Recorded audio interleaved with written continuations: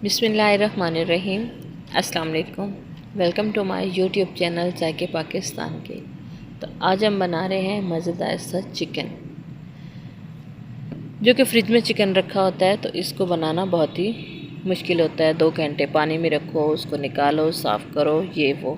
इसको हम सीधा फ्रिज से निकाल के कढ़ाई में डालेंगे। तो किस तरह से बनाते हैं, तो वीडियो स्टार्ट करने से पहले हमारे चैनल को लाइक कर दें, सब्सक्राइब कर दें और बेल आइकन को दबा दें ताकि हर आने वाली नई वीडियो सबसे पहले आपको मिले। तो वीडियो करते हैं स्टार्ट। तो मेरा कल का चिकन था जिसको मैंने वॉश करके फ्रिज में रख दिया था। उसको मैंने निकाल के सीधा पानी में डाला, 1 कप पानी डाल के उसको ढक्कन बंद करके छोड़ दिया। ढक्कन हटा के देखा तो कुछ इस तरह से निकल आया। तो उसके बाद मैंने इसमें 1 कटा हुआ प्याज और 1 ही टमाटर वो शामिल कर दिया और फिर ढक्कन लगा के छोड़ दिया। ढक्कन हटा के देख लेते हैं इसको।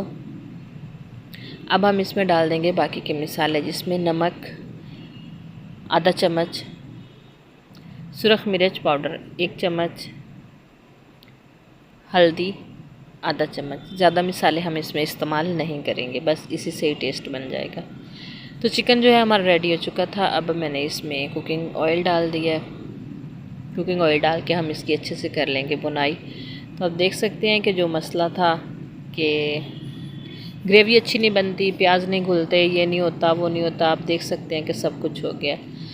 इसमें अब हम डालेंगे जो दूध की मलाई होती है, ताज़ा दूध की मलाई। अब हम इसमें वो डाल देंगे 2 से 3 टेबलस्पून, मैंने वो शामिल कर दिया। सालन हमारा रेडी हो चुका है। अब हम इसमें डाल देंगे गरम मसाला पाउडर और इसको करेंगे मिक्स।